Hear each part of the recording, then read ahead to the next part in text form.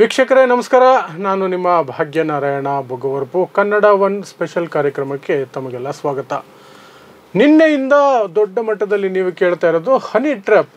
ಇತ್ತೀಚೆಗೆ ಆ್ಯಕ್ಚುಲಿ ಅದು ಒಂದು ರೀತಿ ದಿನನಿತ್ಯದ ಸುದ್ದಿಯಾಗಿ ಹೋಗಿದೆ. ಆದರೆ ವಿಧಾನಸಭೆಯಲ್ಲಿ ಚರ್ಚೆ ಆಗಿದ್ದರಿಂದ ಮತ್ತು ಆ ವಿಚಾರವಾಗಿ ಒಂದಷ್ಟು ಗಲಾಟೆಗಳಾಗಿ ವಿಧಾನಸಭೆಯಲ್ಲಿ 18 ಜನ BJP ಶಾಸಕರು 6 ತಿಂಗಳವರೆಗೆ ಅಮಾನತಿಗೆ ಒಳಗಾಗೋದಕ್ಕೆ ಅದು ಸಹ ಒಂದು ಕಾರಣ ಆಗಿರೋದ್ರಿಂದ ಈ ಹನಿ ಟ್ರ್ಯಾಪ್ ಏನು ಕರ್ನಾಟಕದಲ್ಲಿ ಏನು ನಡೀತಾ ಇದೆ ಕರ್ನಾಟಕ ರಾಜಕೀಯದಲ್ಲಿ ಅನ್ನೋದ್ರ ಬಗ್ಗೆ, ಜೊತೆಗೆ ಹನಿ ಟ್ರ್ಯಾಪ್ ಅಂದರೆ ಏನು ಅನ್ನುವಂತಹ ಇಂಟ್ರೊಡಕ್ಷನ್ ಮೊದಲಿಗೆ ನಿಮಗೆ ಕೊಟ್ಬಿಡ್ತೀನಿ. ಆನಂತರ ಹನಿ ಟ್ರ್ಯಾಪ್ನ ಇತ್ತೀಚಿನ ಬೆಳವಣಿಗೆಗಳ ಬಗ್ಗೆ ನಾವು ಮಾತಾಡೋಣ. ಮೊದಲಿಗೆ ಈ ಹನಿ ಟ್ರ್ಯಾಪ್ ಅಂದರೆ ಏನು? ಒಂದು ವ್ಯಕ್ತಿ, ಅದು ಮಹಿಳೆ ಅಥವಾ ಪುರುಷರನ್ನು ಬಳಸ್ಕೊಂಡು ಇನ್ನೊಬ್ಬರಿಂದ ಏನೋ ಒಂದು ವಿಚಾರವನ್ನು ಹೊರಗೆ ತೆಗೆಯೋದಕ್ಕೆ, ಗೋಪ್ಯ ಮಾಹಿತಿ ಆಗಿರ್ಬೋದು, ಯಾವುದೇ ಮಾಹಿತಿ ಆಗಿರ್ಬೋದು, ಅದನ್ನು ಹೊರಗೆ ತೆಗೆಯೋದಕ್ಕೆ ಅವರನ್ನು ದೈಹಿಕವಾಗಿ ಅಥವಾ ಸೆಕ್ಷುವಲ್ ಅಪೀಲ್, ಕಾಮವನ್ನು ಬಳಸ್ಕೊಂಡು ಅದರ ಮೂಲಕ ಅವರಿಂದ ಒಂದಷ್ಟು ಮಾಹಿತಿಯನ್ನು ತಗೊಳ್ಳೋದು ಅಥವಾ ಅವರನ್ನು ಸಿಲುಕಿಸೋದಕ್ಕೆ ಆ ಒಂದು ಸನ್ನಿವೇಶವನ್ನು ರೆಕಾರ್ಡ್ ಮಾಡ್ಕೊಳ್ಳೋದು, ಇನ್ನೇನೋ ಮಾಡಿ ಫೋಟೋ ತೆಗೆದುಕೊಳ್ಳೋದು ಮಾಡಿ ಅವರನ್ನು ತಮ್ಮ ಮಾತು ಕೇಳುವ ಹಾಗೆ ಮಾಡೋದಕ್ಕೆ ಇರುವಂತಹ ಒಂದು ಉಪಕರಣವಾಗಿ ಹನಿ ಟ್ರ್ಯಾಪ್ ಇತ್ತೀಚಿನ ದಿನಗಳಲ್ಲಿ ಬಳಕೆಯಾಗ್ತಿದೆ. ಹಾಗಾದರೆ ಹನಿ ಟ್ರ್ಯಾಪ್ ಕೇವಲ ಮಹಿಳೆಯರನ್ನು ಬಳಸ್ಕೊಂಡು, ಯಾಕಂದರೆ ನಾವು ಇತ್ತೀಚಿನ ದಿನಗಳಲ್ಲಿ ಅಥವಾ ನಾವು ಕೇಳೋದು ದಿನ ಬೆಳಗಾದರೆ ಹನಿ ಟ್ರ್ಯಾಪ್ ಅಂದ ತಕ್ಷಣ ಒಂದು ಹುಡುಗಿಯನ್ನು ಬಳಸ್ಕೊಳ್ತಾರೆ, ಒಬ್ಬ ಪುರುಷನನ್ನು ಆ ಮೂಲಕ ಸಿಲುಕಿಸ್ತಾರೆ ಅಂತ. ಹಾಗೇನಿಲ್ಲ, ಪುರುಷರನ್ನು ಸಹ ಬಳಸ್ಕೊಂಡು ಮಹಿಳೆಯರನ್ನು ಸಿಲುಕಿಸುವಂಥ ಕೆಲಸ ನಡೆಯುತ್ತೆ. ಅದನ್ನು ಮೊದಲಿಗೆ ಆರಂಭಿಸಿದ್ದು ರಷ್ಯಾದಲ್ಲಿ. ರಷ್ಯಾ ತನ್ನ ಶತ್ರು ರಾಷ್ಟ್ರಗಳ ಸೈನ್ಯದ ಅಧಿಕಾರಿಗಳಿಂದ ಗೌಪ್ಯ ಮಾಹಿತಿಯನ್ನು ಪಡ್ಕೊಳ್ಳೋದಕ್ಕೆ ಇದನ್ನು ಆರಂಭಿಸ್ತು. ರಷ್ಯಾದ ಮಹಿಳೆಯರು, ಸುಂದರವಾದ ಮಹಿಳೆಯರು, ತಾವು ಸಾಮಾನ್ಯ ಜನಗಳಾಗಿ ಅಥವಾ ಆ ವ್ಯಕ್ತಿಯಿಂದ ವ್ಯಾಮೋಹಕ್ಕೆ ಒಳಗಾದವರಂತೆ ಆ ವ್ಯಕ್ತಿಯನ್ನು ಸಂಪರ್ಕ ಮಾಡಿ ತಮ್ಮಲ್ಲಿರುವಂತಹ ಏನು ದೈಹಿಕ ಸೌಂದರ್ಯ ಬೇರೆದನ್ನೆಲ್ಲ ಬಳಸ್ಕೊಂಡು ಸೆಕ್ಸ್ ಮೂಲಕ ಅವರನ್ನು ಇಂಪ್ರೆಸ್ ಮಾಡಿ ಒಂದಷ್ಟು ಮಾಹಿತಿಯನ್ನು ತಗೊಳ್ತಿದ್ರು. ಸೊ ಅದನ್ನು ಆಗೆಲ್ಲ ಸೆಕ್ಸ್ಪಿಯನೇಜ್ ಅಂತ ಕರೀತಾ ಇದ್ರು. ಇದು ಯೂಶ್ವಲಿ ಗೌಪ್ಯ ಮಾಹಿತಿ, ಒಂದು ದೇಶದ ಗೌಪ್ಯ ಮಾಹಿತಿಯನ್ನು ಇನ್ನೊಂದು ದೇಶ ತೆಗೆದುಕೊಳ್ಳೋದಕ್ಕೆ ಬಳಸ್ತಾ ಇದ್ರು. ಅದು ರಾಜಕೀಯಕ್ಕೆ ಎಂಟ್ರಿ ಕೊಟ್ಟಿರಲಿಲ್ಲ. ಆ ನಂತರ ರಾಜಕೀಯಕ್ಕೂ ಸಹ ಎಂಟ್ರಿ ಕೊಡ್ತು, ಕರ್ನಾಟಕಕ್ಕೂ ಸಹ ಎಂಟ್ರಿ ಕೊಡ್ತು. ನಿಮಗೆ ಗೊತ್ತೇ ಇದೆ, ಬಾಂಬೆ ಬಾಯ್ಸ್ ಅಂತ ಫೇಮಸ್ಸು, ಏನೇನೋ ಇದೆ. ಸಾಕಷ್ಟು ಜನರು ಸಿಡಿಗಳಿದಾವಂತೆ, ಪೆನ್ ಡ್ರೈವ್ ಇದಾವಂತೆ, ಸಾಕಷ್ಟು ಜನ ಹೋಗಿ ಸ್ಟೇ ತಗೊಂಡು ಬಂದಿದ್ದಾರೆ. ನಮ್ಮ ಬಗ್ಗೆ ಈ ರೀತಿಯಾದಂಥದ್ದು ಸುದ್ದಿ ಯಾವುದು ಪ್ರಸಾರ ಮಾಡಬಾರ್ದು ಅಂತ. ಸೊ ನಿಮ್ಗೆ ಅರ್ಥ ಆಗುತ್ತೆ ಯಾಕೆ ಸ್ಟೇ ತಂದಿರ್ತಾರೆ, ಸ್ಟೇ ತಂದಿರೋರು ಯಾರು ಅನ್ನೋದ್ರ ಬಗ್ಗೆ ಸಹ ಸಾಕಷ್ಟು ಹೆಸರುಗಳು ನಿಮ್ಮಲ್ಲಿ ಇರ್ತವೆ. ಆದರೆ ಅದಕ್ಕೆ ಬರೀ ಹನಿ ಟ್ರ್ಯಾಪ್ ಅಂತ ಹೆಸರು ಇದೆಯಾ ಅಂತ ನೋಡಿದ್ರೆ ಇಲ್ವೇ ಇಲ್ಲ. ಹನಿ ಟ್ರ್ಯಾಪ್ ಅನ್ನೋದು ಒನ್ ಆಫ್ ದಿ ನೇಮ್. ಮಹಿಳೆಯರಿಗಿನ್ನ ಬಳಸ್ಕೊಂಡು ಪುರುಷರನ್ನು ಇದು ಮಾಡೋದಕ್ಕೆ ಹನಿ ಟ್ರ್ಯಾಪ್ ಅಂತ ಯೂಶ್ವಲಾಗಿ ಕರೀತಾರೆ. ಆದರೆ ಪುರುಷರನ್ನು ಬಳಸ್ಕೊಂಡು ಮಹಿಳೆಯರನ್ನು ಸೆಳೆಯೋದಕ್ಕೆ ಸಹ ಒಂದಷ್ಟು ಹೆಸರುಗಳಿದೆ. ಅದು ಹನಿ ಪಾಟ್ ಅಂತ ಕರೀತಾರೆ, ರೋಮಿಯೋ ಸ್ಪೈ ಅಂತ ಕರೀತಾರೆ, ರಾವೆನ್ ಅಂತ ಕರೀತಾರೆ, ಸಾಕಷ್ಟು ಹೆಸರುಗಳು. ಇನ್ ಜನರಲ್ ಒಂದು ವ್ಯಕ್ತಿಯನ್ನು ಅಥವಾ ಒಂದು ವ್ಯಕ್ತಿಯಿಂದ ಆ ಒಂದಷ್ಟು ಮಾಹಿತಿ ಪಡೆಯೋದಕ್ಕೆ ಅಥವಾ ಅವನನ್ನೇ ಸಿಲುಕಿಸೋದಕ್ಕೆ ಬಳಸುವಂತಹ ಒಂದು ಮಾರ್ಗ ಈ ಹನಿ ಟ್ರ್ಯಾಪ್ ಅನ್ನುವಂಥದ್ದು. ಸೊ ಇದಿಷ್ಟು ಸಂಕ್ಷಿಪ್ತವಾದಂತಹ ಇಂಟ್ರೊಡಕ್ಷನ್ ನಿಮಗೆ ಹನಿ ಟ್ರ್ಯಾಪ್ ಅಂತ. ಸೊ ಈಗ ಕರ್ನಾಟಕದಲ್ಲಿ ಬಿರುಗಾಳಿಯಂತೆ ಎದ್ದಿರುವಂತಹ 48 ಜನರ ಪೆನ್ ಡ್ರೈವ್ಗಳು ರೆಡಿ ಇದ್ದಾವೆ ಅಂತ ರಾಜ್ಯ ಸರ್ಕಾರದಲ್ಲಿ ಹಿರಿಯ ಮಂತ್ರಿಗಳಾಗಿರುವಂತಹ KN ರಾಜಣ್ಣ ಹೊರಗಡೆ ಅಲ್ಲ ಅಥವಾ ಎಲ್ಲೋ ಖಾಸಗಿಯಾಗಿ ಅಲ್ಲ, ವಿಧಾನಸೌಧದ ಫ್ಲೋರ್ ಆಫ್ ದಿ ಹೌಸ್, ವಿಧಾನಸಭೆಯಲ್ಲಿ ನಿಂತ್ಕೊಂಡು ಹೇಳ್ತಾರೆ, ನನಗೂ ಸಹ ಹನಿ ಟ್ರ್ಯಾಪ್ ಮಾಡುವಂತಹ ಪ್ರಯತ್ನ ನಡೀತು ಅಂತ ಹೇಳ್ತಾರೆ. ಅದಾದ ಸ್ವಲ್ಪ ಹೊತ್ತಿನ ನಂತರ ಅವರ ಮಗ ಸಹ, ಹೌದು ನನ್ನ ತಂದೆಗೆ ಆ ರೀತಿಯಾದಂತಹ ಪ್ರಯತ್ನ ನಡೀತು, ನನ್ನ ಮೇಲೆಯೂ ಹನಿ ಟ್ರ್ಯಾಪ್ ಮಾಡುವ ಪ್ರಯತ್ನ ನಡೀತು ಅಂತ ಹೇಳ್ತಾರೆ. ಇದನ್ನೇ ಬಳಸ್ಕೊಂಡು BJPಯವರು ಈಗ ಅದನ್ನು CBIಗೆ ವಹಿಸಬೇಕು, ರಾಜ್ಯ ಸರ್ಕಾರ ಅದನ್ನು ನಿರ್ಲಕ್ಷಿಸ್ತಾ ಇದೆ ಅಥವಾ ಬೇಕು ಅಂತ ಏನೋ ಮಾಡ್ತಿದೆ ಅಂತ. ಇದೆಲ್ಲದರ ನಡುವೆ ರಾಜಕೀಯ ಮೇಲಾಟ ನಡೀತಾ ಇರುವಂತಹದ್ದು. ಮುನಿರತ್ನ ಆರೋಪಿಸುವಂತಹದ್ದು ಈ ಹನಿ ಟ್ರ್ಯಾಪ್ ಫ್ಯಾಕ್ಟ್ರಿ ನಡೆಸ್ತಾ ಇರೋದು DCM DK ಶಿವಕುಮಾರ್ ಅವರೇ. ತಮ್ಮ ರಾಜಕೀಯ ವಿರೋಧಿಗಳನ್ನು ಹತೋಟಿಯಲ್ಲಿ ಇಟ್ಕೊಳ್ಳೋದಕ್ಕೆ ಈ ರೀತಿಯಾದಂತಹ ಪ್ರಯತ್ನಗಳನ್ನು ಮಾಡ್ತಿದ್ದಾರೆ. ಇದು ನನ್ನ ಮೇಲೂ ನಡೆದಿದೆ ಅಂತ ಅವರು ಆರೋಪ ಮಾಡೋದು. ಸೊ ಇದೆಲ್ಲದರ ಬಗ್ಗೆ ಒಂದಷ್ಟು ಕ್ಲಾರಿಟಿಯನ್ನು ತೆಗೆದುಕೊಳ್ಳೋದಕ್ಕೆ ಕಾಂಗ್ರೆಸ್ ಪಕ್ಷದ ವಕ್ತಾರರಾಗಿರುವಂತಹ HD ದರ್ಶನ್ ಅವರು ನಮ್ಮ ಜೊತೆ ಇದ್ದಾರೆ. ಸರ್, ಕಾರ್ಯಕ್ರಮಕ್ಕೆ ಸ್ವಾಗತ. ನಮಸ್ಕಾರ ಸರ್. ನಾನು ಹೇಳ್ದಂಗೆ ಈಗ ಬಹಳ ದೊಡ್ಡ ಸುದ್ದಿ ಆಗ್ತಿರೋದು ಹನಿ ಟ್ರ್ಯಾಪ್. ಸರ್, ಒಂದು ಇಂಟ್ರೊಡಕ್ಷನ್ ಹೇಳ್ಬಿಡಿ ಸರ್, ಈಗಿನ ಪರಿಸ್ಥಿತಿ ರಾಜಕೀಯದಲ್ಲಿ ಹನಿ ಟ್ರ್ಯಾಪ್ ಏನಾಗ್ತಿದೆ ಕರ್ನಾಟಕದಲ್ಲಿ? ನೋಡಿ, ಈ ರಾಜಕೀಯ ನಾಯಕರುಗಳು ಹನಿ ಟ್ರಾಪ್ ಅನ್ನುವಂಥ ವಿಚಾರ ಹೇಳ್ತಾ ಇದ್ದಾರೆ ಹೊರತು ಅದಕ್ಕೆ ಸಾಕ್ಷಿ ಪುರಾವೆ ಯಾವುದನ್ನು ಒದಗಿಸ್ತಾ ಇಲ್ಲ, ಮತ್ತು ಸಂಬಂಧಪಟ್ಟವರಿಗೆ ಒದಗಿಸ್ತೀವಿ ಅನ್ನುವಂಥ ಮಾತನ್ನು ಹೇಳ್ತಾ ಇದ್ದಾರೆ. ಭಾಳ ಮುಖ್ಯವಾಗಿ ಮೊನ್ನೆ ಸದನದಲ್ಲಿ ಏನೊಂದು ಚರ್ಚೆ ಆಯಿತು. ಅದಾದಮೇಲೆ ಬಿ ಜೆ ಪಿಯ ಶಾಸಕರುಗಳು ನಡೆದುಕೊಂಡಂಥ ರೀತಿ, ಈ ಪ್ರಜಾಪ್ರಭುತ್ವ ವ್ಯವಸ್ಥೆಯನ್ನು ಕಗ್ಗೊಲೆ ಮಾಡೋ ರೀತಿಯಲ್ಲಿ ಮಾನ್ಯ ಸ್ಪೀಕರ್ ಸಾಹೇಬ್ರ ಮೇಲೆ ಆ ಪೇಪರ್ಗಳನ್ನ ಎಸೆಯುವಂಥದ್ದು, ಏನು ಹಲ್ಚಲ್ ಮಾಡಿದ್ರು ಅಂತಂದರೆ ಅಷ್ಟೊಂದು ಸಾಚಗಳ ಅನ್ನುವಂಥ ಪ್ರಶ್ನೆ ಮೂಡ್ತದೆ. ಮತ್ತು ತನಿಖೆಗೆಲ್ಲ ಒತ್ತಾಯಿಸೋದು ನೋಡಿದರೆ ಈ ಹನಿ ಟ್ರ್ಯಾಪ್ ಅನ್ನುವಂಥದ್ದು ನಮಗೆ ಸಾಮಾನ್ಯವಾಗಿ ಪರಿಚಯಕ್ಕೆ ಬಂದಿದ್ದೆ ಕಳೆದ ಬಾರಿ ಅಂದರೆ 2008 ಸಂದರ್ಭದಲ್ಲಿ ಆಹಾರ ಸಚಿವರು ಅಂತ ಅಂದ್ಕೊಳ್ತೀನಿ, ಹರ್ತಾಳು ಹಾಲಪ್ಪನವರು. ಅದು ಫಸ್ಟು ಟ್ರಾಪ್ ನಮಗೆ ಈ ಇಡೀ ಕರ್ನಾಟಕದ ಇತಿಹಾಸದಲ್ಲಿ ಒಂದು ವಿಡಿಯೋ ಅನ್ನುವಂಥ ಸಂಚಲನ ಆ ಸಂದರ್ಭದಲ್ಲಿ ಆಯಿತು. ಅವ್ರ ಸ್ನೇಹಿತರ ಮಡದಿ. ಹೌದು, ಅದೊಂದು ಟ್ರಾಪು ಅಥವಾ ಅವರ ಒಪ್ಪಿಗೆಯ ಸಂಬಂಧ, ದಟ್ ಈಸ್ ಸೆಕೆಂಡ್ರಿ. ಬಟ್ ಪರಿಚಯ ಮಾಡಿದ್ದೆ ಬಿ ಜೆ ಪಿ ಅಲ್ಲ. ತದಾದಮೇಲೆ ಇನ್ನೊಂದು ನ್ಯೂಸ್ ಬಂದಿದ್ದು ರೇಣುಕಾಚಾರ್ಯ ಅವ್ರದ್ದು ನರ್ಸ್ ಅಂತೇಳಿ ಬಂತು, ಚರ್ಚೆ ಮುನ್ನೆಲೆಗೆ ಬರ್ತಾ ಇತ್ತು. ಅದಾಗಿ ಏನಾದರೂ ಒಂದು ಸಂಚಲನ ಸೃಷ್ಟಿ ಆಯಿತು ಅಂತಂದರೆ 2019ರಲ್ಲಿ ಏನು ಕಾಂಗ್ರೆಸ್ ಮತ್ತು JDS ಸರ್ಕಾರ, ಸಮ್ಮಿಶ್ರ ಸರ್ಕಾರದ 17 ಜನ ಆಪರೇಷನ್ ಕಮಲಕ್ಕೊಳಗಾಗಿ ಹೋದವರೆಲ್ಲ ಬರ್ಬೇಕಾದ್ರೆ ಒಂದೊಂದು CD ಇಟ್ಕೊಂಬಂದರು. ಒಂದು ಸರ್ಟಿಫಿಕೇಟ್ ತೊಗೊಂಬರ್ತಾರಲ್ಲ ಹಾಗೆ ಒಂದೊಂದು CD, ಆ CDಗೊಂದು ಸ್ಟೇ. ಎಲ್ಲರೂ ಆಲ್ಮೋಸ್ಟ್ ಆಲ್ 14 ಜನನೋ 15 ಜನನೋ ಸ್ಟೇ ತೊಗೊಂಬಂದಿದ್ದಾರೆ. ನಿಮ್ಮಲ್ಲಿ ಆ ಒಂದು ಒಳ್ಳೆತನ ಇತ್ತು ಅಂದರೆ, ನಿಮ್ಮಲ್ಲಿ ಆ ಒಂದು ಏನಂತಾರೆ ನಿಮಗೆ ಪರಿಶುದ್ಧರು ಅನ್ನುವಂಥ ಭಾವನೆಗಳಿತ್ತು ಅಂದರೆ CDಗಳಿಗೆ ಯಾಕೆ ಸ್ಟೇ ತೊಗೊಂಡ್ರಿ? ಅಂದರೆ ನೀವು ಎಡುವು ಬಿದ್ದು ನಿಮ್ಮ ಮಾನ ಮುಚ್ಕೊಳ್ಳೋಕ್ಕೋಸ್ಕರ ನೀವು ಈ ಕೆಲಸ ಮಾಡಿದ್ದೀರ. ಅಂದರೆ CD ಫ್ಯಾಕ್ಟ್ರಿ ಯಾವುದು ಅಂತಾಯಿತು? ಸ್ಟೇ ತಂದಿರೋದು ಸತ್ಯ ತಾನೆ. ಅವ್ರು ಕೋಟಿಗೂ BC ಪಾಟೀಲ್ ಆಗಿರ್ಬೋದು, ಸುಧಾಕರ್ ಆಗಿರ್ಬೋದು, ಅಥವಾ ಮುನ್ರತ್ನ ಆಗಿರ್ಬೋದು, ಅಥವಾ ಹೆಬ್ಬಾರವರಾಗಿರ್ಬೋದು, ಎಲ್ಲರೂ ಸ್ಟೇ ತೊಗೊಂಡ್ಬಂದ್ರಲ್ಲ. ನೀವೇನೂ ತಪ್ಪು ಮಾಡಲಿಲ್ಲ ಅಂದರೆ ಸ್ಟೇ ತರುವಂಥ ಅವಶ್ಯಕತೆ ಏನಿತ್ತು? ಒಂದು. ಇವತ್ತು CBI, CID, SIT ಏನು ಹಾರಾಟ ಮಾಡ್ತಾ ಇದ್ರಲ್ಲ ಬಿ ಜೆ ಪಿಯವರೇ, ಆರ್ ಅಶೋಕ್ ಅವರು ಸದನದಲ್ಲಿದ್ದರು, ಅವತ್ತು ಯತ್ನಾಳು ಸದನದಲ್ಲಿದ್ದರು, ಇನ್ನು ಬೇರೆ ಯಾರ್ಯಾರು ಮಾತಾಡ್ತಾ ಇದ್ದಾರೆ, ಅಶ್ವಥ್ ನಾರಾಯಣ ಸದನದಲ್ಲಿದ್ದರು ಅಲ್ವಾ? ನಿಮ್ಮ ಪಕ್ಷ ಅಧಿಕಾರಕ್ಕೆ ಬರೋದಕ್ಕೋಸ್ಕರ ನೀವು ಹುಡುಕೊಂಡಂಥ ಮಾರ್ಗ ಈ ಹನಿ ಟ್ರ್ಯಾಪ್ ಅಂತನೋ ಅಥವಾ CD ಫ್ಯಾಕ್ಟ್ರಿ ಅಂತನೋ ಅಥವಾ ಪೆನ್ ಡ್ರೈವ್ ಅಂತನೋ ನೀವು ಮಾಡಿದ್ದು ಇವತ್ತು ನೀವೇ ಪ್ರಶ್ನೆ ಮಾಡುವಂಥ ಪರಿಸ್ಥಿತಿಗೆ ಬಂದಿದೆ. ಇದು ನಾನು ವಾಸ್ತವವಾಗಿ ಹೇಳ್ತೀನಿ, ಕೋರ್ಟಲ್ಲಿ ಅವರು ಸ್ಟೇ ತಂದಿರೋದು ಸತ್ಯ. ಹೌದು. ಇನ್ನೊಂದು, ರಮೇಶ್ ಜಾರಕಿಹೊಳಿ ವಿಚಾರ ಬಂತು. ಒಬ್ಬ ವ್ಯಕ್ತಿಯ ರಾಜೀನಾಮೆ ಕೇಳಿದ ತಕ್ಷಣ ಅವರೇ ಮಾಡಿಸಿದ್ದಾರೆ ಅನ್ನುವಂಥ ಬಾಲಿಶ ಹೇಳಿಕೆಗಳು ನೋಡಿ.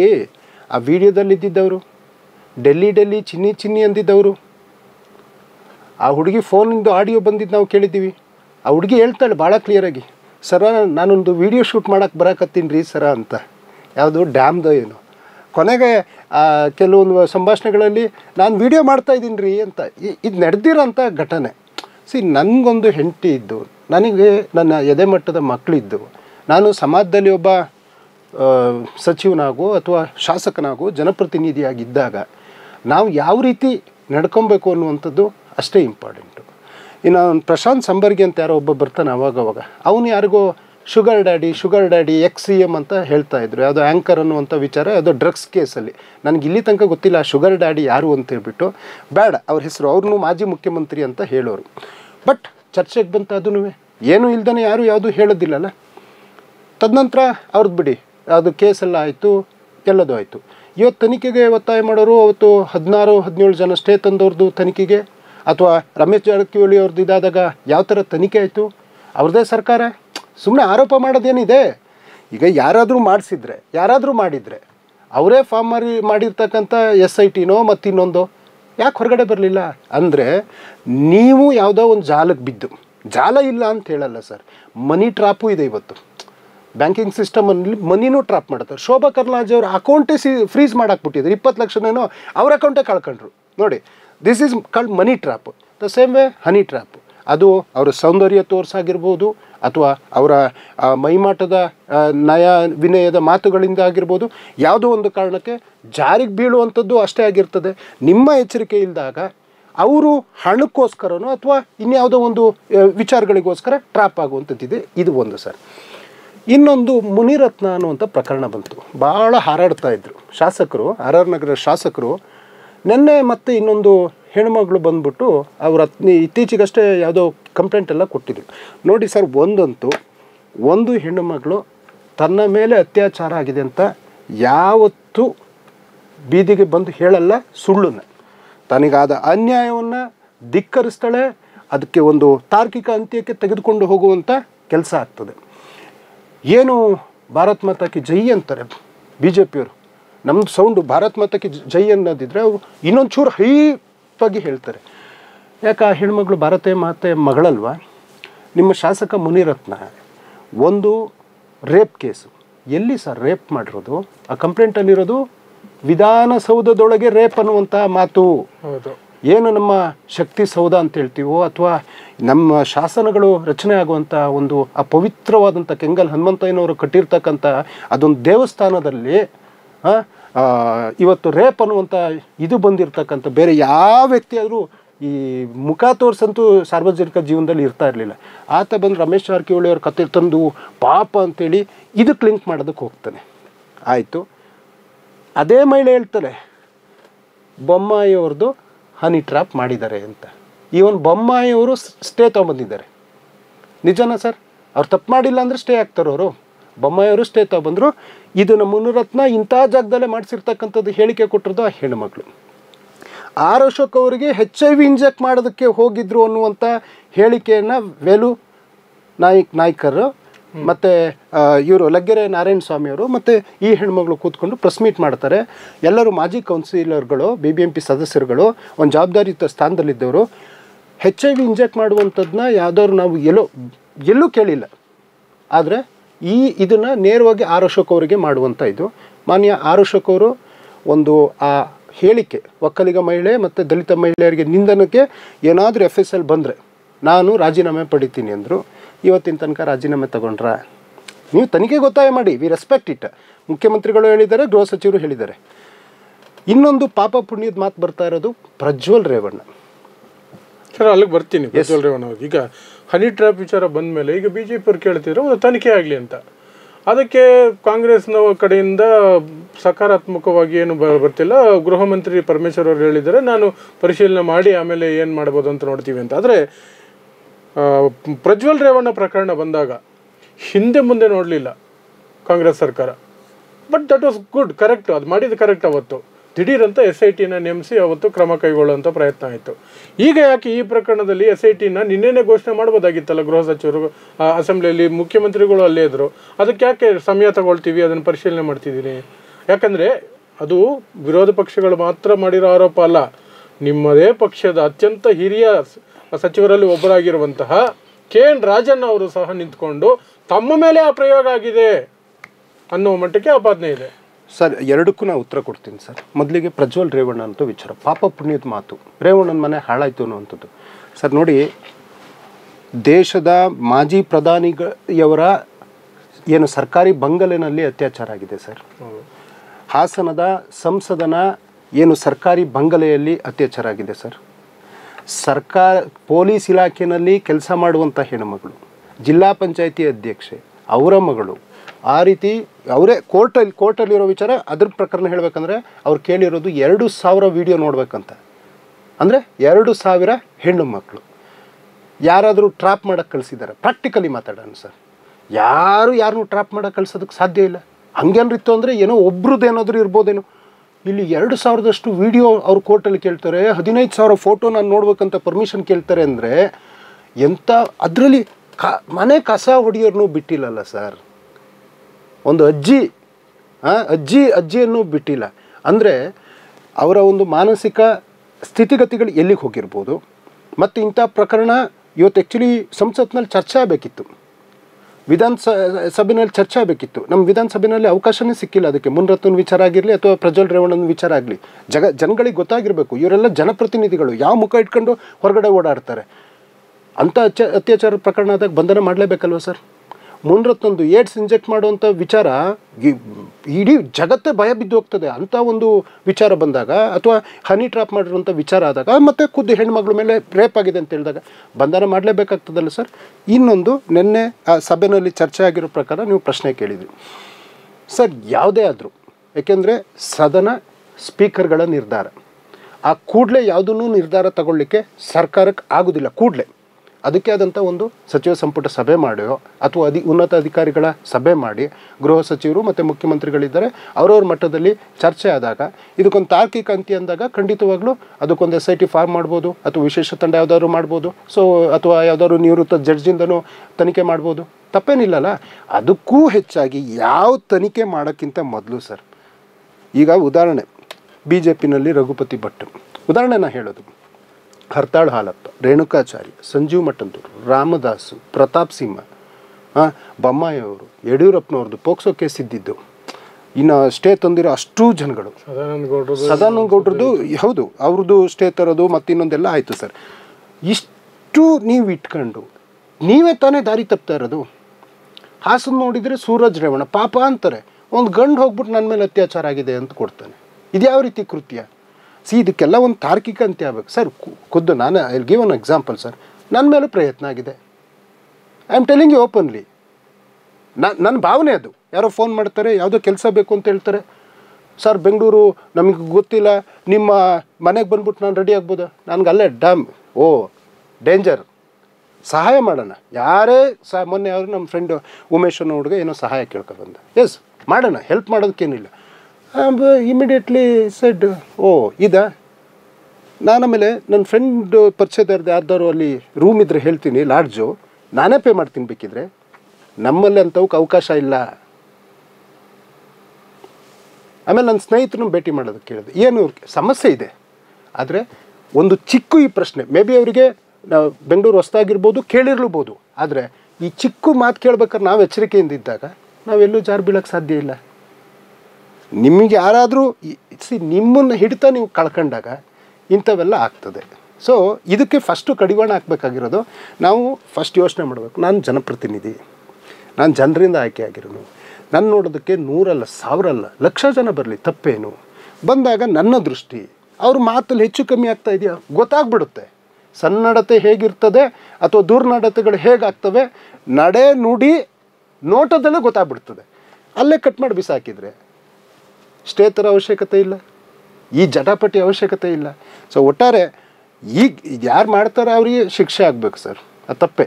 ಸೊ ಅದಾಗುತ್ತಾ ಈಗ ಅನ್ನೋದು, ಯಾಕಂದರೆ ಇದು ಕಾಂಗ್ರೆಸ್ನಲ್ಲಿಯೂ ಸಹ ಒಂದಷ್ಟು ಚಟುವಟಿಕೆಗಳಿದ್ದಾವೆ ಈ ವಿಚಾರವಾಗಿ. ಸೊ ಅದಾಗೆ ಕಾಂಗ್ರೆಸ್ ಹಿಂಜರಿತಾ ಇದೆ, ಕಾಂಗ್ರೆಸ್ಸಿಗರ ಹೆಸರು ಆಚೆ ಬರುತ್ತೆ ಅನ್ನೋದು ಈಗ ಪ್ರತಿಪಕ್ಷಗಳ ಅವ್ರು ಬಾಯಿ ಮುಚ್ಚಿಸ್ಬೇಕು ಅಂದ್ರೆ ನೀವು ಆದಷ್ಟು ಬೇಗ SITನೋ ವಿಶೇಷ ತನಿಖಾ ತಂಡನೋ ಅಥವಾ ಯಾವುದೋ ಒಂದು ನಿವೃತ್ತ ನ್ಯಾಯಮೂರ್ತಿಗಳ ಇದರಲ್ಲಿ ಸಮಿತಿನೋ ಏನೋ ಒಂದು ಮಾಡಬೇಕು ಸರ್. ಅದು ಹೋಮ್ ಮಿನಿಸ್ಟ್ರು ಮತ್ತು ಮುಖ್ಯಮಂತ್ರಿಗಳು ನಿರ್ಧಾರ ಮಾಡುವಂಥದ್ದು. ಐ ಥಿಂಕ್ ಸೊ ಅದಕ್ಕೊಂದು ಪರಿಹಾರ ಸಿಗ್ಬೋದು ಅಂತ ಭಾವಿಸ್ಬೋದು. ಮತ್ತು BJPಯವರು ಆರೋಪ ಮಾಡಿದ್ರು ಅಂದರೆ ಮುನ್ರತ್ನ ಯಾರು BJPಯನ್ನ? ಆ 16 ಜನ ಬಾಂಬೆ ಬಾಯ್ಸ್ ಏನಿದ್ದಾರೆ ಏನು ಕಾಂಗ್ರೆಸ್ನರ? ಅವರು ಸ್ಟೇ ಆಗ್ತಾ ಬಂದರು, ಕರ್ಕೊಂಡು ಹೋದವರು ನಿಮ್ಮ ಪಕ್ಷದವ್ರೆ, ಕರ್ಕೊಬಂದವರು ನಿಮ್ಮ ಪಕ್ಷದವ್ರೆ, ಸ್ಟೇ ತಗೊಂಡ್ರೂ ನಿಮ್ಮ ಪಕ್ಷದವ್ರೆ.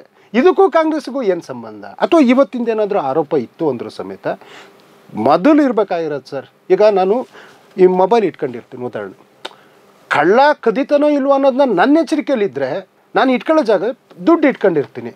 ನನ್ನ ಪಾಕೆಟ್ನ ಪರ್ಸ್ನ ನಾನು ನೀಟಾಗಿ ಇಟ್ಕೊಂಡ್ರೆ ನನ್ನ ದುಡ್ಡು ಕಳೆದು ಹೋಗುತ್ತಾ? ಹಾಗೇ ನನ್ನ ಒಳಗಡೆ ಇರ್ತಕ್ಕಂಥ ಆ ಏನು ಎಮೋಷನ್ಸ್ ಇದೆ ಅದನ್ನು ಯಾವ ನೋಟಗಳಿಗೂ, ಯಾವ ನುಡಿಗಳಿಗೂ, ಯಾವ ತಳುಕಿಗೂ, ಯಾವ ಬಳುಕಿಗೂ ಜಾರ್ದನೆ ಹೋದರೆ ಯಾವ ಟ್ರ್ಯಾಪು ಇಲ್ಲ, ಯಾವ ಸಿಡಿನೂ ಇಲ್ಲ, ಯಾವ ಪೆನ್ ಡ್ರೈವು ಇಲ್ಲ. ಹಾಗಂತೇಳಿ ಮುನ್ರತ್ನ ಪ್ರಕರಣ, ಪ್ರಜ್ವಲ್ ರೇವಣ್ಣನ ಪ್ರಕರಣ, ಸೂರಜ್ ರೇವಣ್ಣನ ಪ್ರಕರಣ, ರೇವಣ್ಣವ್ರ ಪ್ರಕರಣ ಪಾಪ ಪುಣ್ಯದ ಮಾತು ಇರಬಾರ್ದು ಸರ್. ಅವ್ರು ಮಾಡಿರೋಂಥ ಕೃತ್ಯ ಜಗಜ್ಜಾಹಿರಾಗಿದೆ. ಆ ಕೃತ್ಯಗಳಾಗಿ ಅದನ್ನು ತಿರ್ಚಿ ಇನ್ನೊಬ್ಬರ ಮೇಲೆ ಏನಾದರೂ ಒರೆಸ್ತೀವಿ ಅಂತಂದರೆ ಮಾರನೇ ದಿನನೇ ಬರ್ತಾರೆ ಎಕ್ಸ್ಪೋಸ್ ಮಾಡೋಕ್ಕೆ. ಜನ ಮರ್ತಿರ್ತಾರೆ, ಮತ್ತು ಹೆಣ್ಮಗಳು ಬಂದು ಕೂತ್ಕೊಳ್ತಾಳೆ, ಹೌದು ನೀನೇನು ಮಾಡಿದ್ದೀಯ ಅಂತ. ನೋಡಿ, ಬೇರೆ ಯಾರಾದರೂ ಮುಖ ತೋರಿಸುವಂಥದ್ದು ಸರ್. ರಾಜಕೀಯಕ್ಕೂ ಇದೇನು ಸರ್ ದ್ವೇಷ ಅಂತ ಮನುಷ್ಯ ಮಾತಾಡ್ತಾರೆ. DK ಶಿವಕುಮಾರ್ ದ್ವೇಷ ಸರ್. ಹಾಗೇನಾದರೂ ಇದ್ದಿದ್ದರೆ ತನ್ನ ಸ್ವಂತ ತಮ್ಮನ ಸೋಲಿಗೆ ಕಾರಣೀಕರ್ತರಲ್ಲಿ ಒಬ್ಬರಾದಂಥ CP ಯೋಗೀಶ್ವರ್, ಸುರೇಶ್ ಅಣ್ಣನೇ ಚನ್ನಪಟ್ಟಣದಲ್ಲಿ ನಿಲ್ಬೋದಿತ್ತು, 100ಕ್ಕೆ 100 ಗೆಲ್ಬೋದಿತ್ತು. ಆದರೆ ತ್ಯಾಗ ಒಂದು ಕಡೆ, ಇನ್ನೊಂದು ಸೋಲಿನ ಯಾವ ಸೇಡು ಇಲ್ಲ. ಅವರಿಗೆ ಒಂದು ಗೆಲುವಿನ ಮಾಲೆನ ಅಣ್ಣ ತಮ್ಮ ನಿಂತ್ಕೊಂಡು ಮಾಡ್ತಾರೆ ಅಂತಂದರೆ ಬದ್ಧತೆ ಇದೆ ಸರ್ ಕಾಂಗ್ರೆಸ್ ಪಕ್ಷ ಅಂತಂದರೆ. ನೀನು ಮಾಡಿರೋ ಯಾರು ಮುನ್ರತ್ನ ಮಾಡಿರೋಂಥ ಹಲ್ಕ ಕೆಲಸಗಳಿಗೆ, ನೀನು ಮಾಡಿರೋ ಪಾಪ ಕೃತ್ಯಗಳಿಗೆ ಇನ್ನೊಬ್ಬರ ಕಡೆ ಬೆಟ್ಟು ತೋರಿಸೋದಕ್ಕೆ ಹೋದರೆ ಆ ಬೆಟ್ಟಲ್ಲ ಮಾರನೇ ದಿನ ಇನ್ನೊಂದು ಹೆಣ್ಮಗಳು ಬಂದು ಕೂತ್ಕೊಂಡು ಆಕೆ ಹೇಳ್ತಾಳೆ. ಸುಮಾರು ಮಾಡ್ರೋ ಕಥೆಗಳೆಲ್ಲ ಹೇಳ್ತಾ ಇದ್ದಾರೆ, ಡ್ರೈವರ್ದೇನೋ ಮಾಡ್ರು ಅಂತ ಹೇಳ್ತಾರೆ. ಮಗಳು ವಿಚಾರ ಹೇಳಿದಾರಲ್ಲ ಸರ್. ಹೌದು, ಅದಂತೂ ತುಂಬ ಆಘಾತವಾದಂಥದ್ದು, ಸ್ವಂತ ಮಗಳದ ವಿಚಾರ ಬರ್ತಿದೆ. ಸೊ ಇದು ಹನಿ ಟ್ರ್ಯಾಪ್ ಅನ್ನೋದ್ರ ಬಗ್ಗೆ ಈಗ ನಡೀತಾ ಇರುವಂತಹ ಚರ್ಚೆಗಳು. ಇದು ಆ್ಯಕ್ಚುಲಿ ನಾನು ಮೊದಲೇ ಹೇಳ್ದಂಗೆ ಆರ್ಮಿ ಲೆವೆಲಲ್ಲಿ ದೇಶದ ಗೌಪ್ಯ ಮಾಹಿತಿಯನ್ನು ತಗೊಳ್ಳೋಕ್ಕೆ ಆರಂಭ ಆಗಿದ್ದು ಇವತ್ತು ನಮ್ಮ ವಿಧಾನಸೌಧದವರೆಗೂ ಬಂದು ಕೂತ್ಕೊಂಡಿದೆ. ಅದು ಕರ್ನಾಟಕದ ರಾಜಕೀಯದಲ್ಲಿ ಬಿರುಗಾಳಿಯನ್ನು ಎಬ್ಬಿಸ್ತಾ ಇದೆ. ಮುಂದಿನ ದಿನಗಳಲ್ಲಿ ಸರ್ಕಾರ ಯಾವ ರೀತಿ ನಿರ್ಧಾರ ತಗೊಳುತ್ತೆ, ಯಾವ ರೀತಿ ತನಿಖೆ ಆಗುತ್ತೆ, ಇದರ ಬಗ್ಗೆ ಮುಂದಿನ ನಡೆ ಏನಾಗುತ್ತೆ ಅನ್ನೋದ್ರ ಬಗ್ಗೆ ಈಗ ಇನ್ನೂ ಕೂಡ ಕಾಂಗ್ರೆಸ್ ಕಡೆಯಿಂದ ಯಾವುದೇ ಸ್ಪಷ್ಟತೆ ಇಲ್ಲ. ಬಟ್ ಕಾಂಗ್ರೆಸ್ ವಕ್ತಾರರು ಹೇಳ್ತಿದ್ದಾರೆ ಇಟ್ ವಿಲ್ ಬಿ ಫೈನ್, ಏನೋ ಒಂದು ತನಿಖೆ ಆಗೇ ಆಗುತ್ತೆ, ತಪ್ಪಿತಸ್ಥರಿಗೆ ಶಿಕ್ಷೆ ಆಗುತ್ತೆ ಅಂತ. ಲೆಟಸ್ ಹೋಪ್ ಅದು ಆಗುತ್ತೆ ಅನ್ನುವಂತಹ ನಿರೀಕ್ಷೆಯಲ್ಲೇ ನೋಡೋಣ. ಯಾಕಂದರೆ ಇದು ಕೊಳಕತನ, ಇದು ಇಂತಹ ರಾಜಕಾರಣ ನಮಗೆ ಬೇಕಾಗಿರಲಿಲ್ಲ, ಅಟ್ಲೀಸ್ಟ್ ಇಂಡಿಯಾಗೆ ಬೇಕಾಗಿರಲಿಲ್ಲ. ಅದರಲ್ಲೂ ಕರ್ನಾಟಕದಲ್ಲಂತೂ ಕರ್ನಾಟಕದ ರಾಜಕೀಯ ವಾಸ್ ಆಲ್ವೇಸ್ ಬಿನ್ ಒಂದು ರೀತಿ ಕ್ಲೀನಾಗಿರ್ತಿತ್ತು. ಸೈದ್ಧಾಂತಿಕ ಹೋರಾಟಗಳು, ದ್ವೇಷಗಳು ಅಥವಾ ಸೈದ್ಧಾಂತಿಕವಾದ ಪ್ರತ್ಯಾರೋಪ ಆರೋಪಗಳು ಇರ್ತಿತ್ತು. ಈ ರೀತಿಯಾದಂಥದ್ದು ಇದೇ ಮೊದಲನೇ ಬಾರಿಗೆ ನಾವು ಈ ಮಟ್ಟಕ್ಕೆ ಇಳಿದಿರೋದು. ಸೊ ಇದನ್ನು ಮುಂದಿನ ದಿನಗಳಲ್ಲಿ ನಮ್ಮ ರಾಜಕೀಯ ಕ್ಷೇತ್ರ ಸ್ವಲ್ಪ ತಪ್ಪಿಸುತ್ತೆ, ಒಳ್ಳೆಯ ಹಾದಿಗೆ ಮರಳುತ್ತೆ ಅಂತ ಆಶಾಭಾವನೆಯನ್ನು ಇಟ್ಕೊಂಡು ಈ ಕಾರ್ಯಕ್ರಮ ಮುಗಿಸಿ. ಸರ್ ದರ್ಶನ್ ಅವರೇ, ಈ ಕಾರ್ಯಕ್ರಮಕ್ಕೆ ಬಂದು ತಮ್ಮ ಅಭಿಪ್ರಾಯ ತಿಳಿಸೋದಕ್ಕೆ ಧನ್ಯವಾದಗಳು. ಸೊ ಇದು ಇವತ್ತಿನ ಕನ್ನಡ ಒನ್ ಸ್ಪೆಷಲ್ ಕಾರ್ಯಕ್ರಮ. ನೋಡ್ತಾ ಇರಿ ಸಮಾಜಕ್ಕಾಗಿ ಕನ್ನಡ ಒನ್ ನ್ಯೂಸ್. ನಮಸ್ಕಾರ.